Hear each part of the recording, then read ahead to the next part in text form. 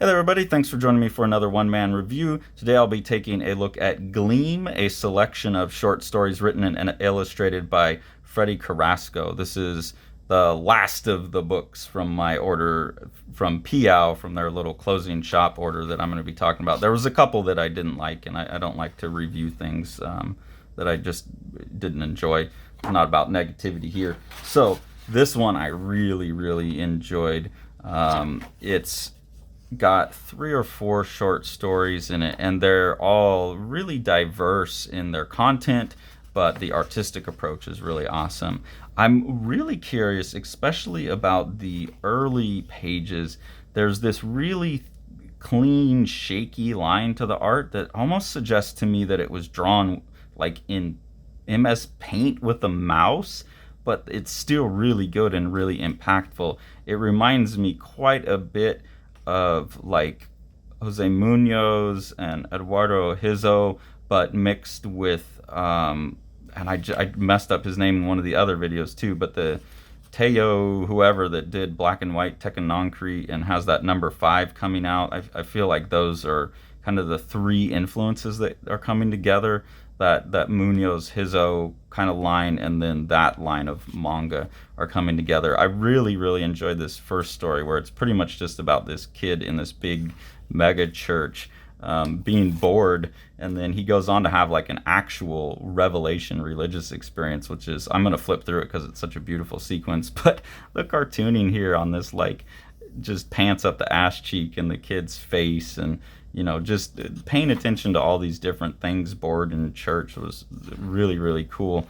And then he goes into this, like, he's getting baptized and has this like legitimate psychedelic break moment where it's like he's moving past, I think this is what the story's about. There's not a lot of dialogue in some of these, but I think he's having a real religious experience in the midst of this fake religious experience seems to be what this story is about. And the compositions and the art throughout this are stunning. The art also gets like a little bit less shaky pretty quickly, but it still has that sense that like maybe it's done by a mouse, or just the way they use the tablet gets that line. But I really like that story, really like this artist.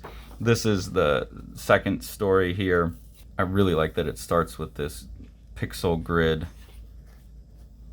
And here you have like a gang of kids who's been hired to go beat up a synthetic human, I think is what it is, some kind of android.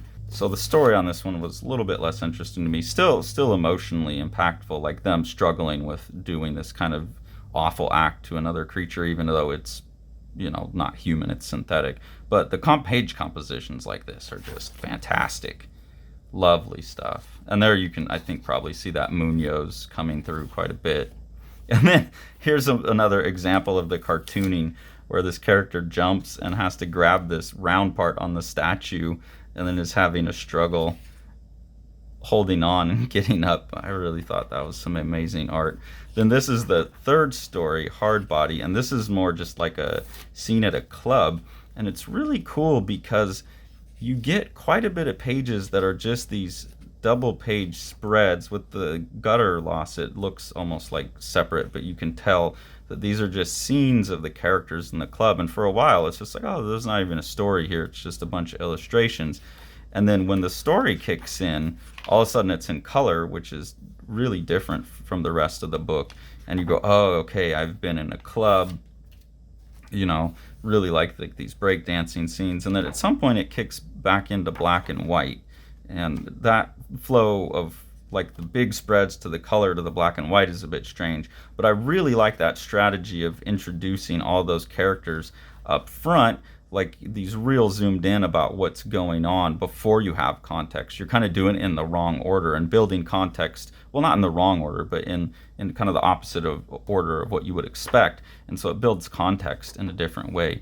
And that's just more proof that Freddy Carrasco is a really powerful storyteller and powerful cartoonist. So hopefully there's more work out by this artist that I can follow up on. You can see some real cool sketches here in the back in color. This is a really rare PL book that has full color, that's not using spot colors. So that's interesting to see as well. And then really cool cover designs with all these little spot glosses and stuff. So just another fantastic, oh, and it comes with a soundtrack. Jesus, I didn't even notice that. That's really cool too. So this is a really cool project. Again, I hope people can find used copies for not a lot on these. I feel bad showing stuff that it's going to be a little harder to get a hold of, but it's really worthy stuff and worthy creators. Hopefully they have other things that we can all follow up on. So please support these artists that we've been looking at. They're really great.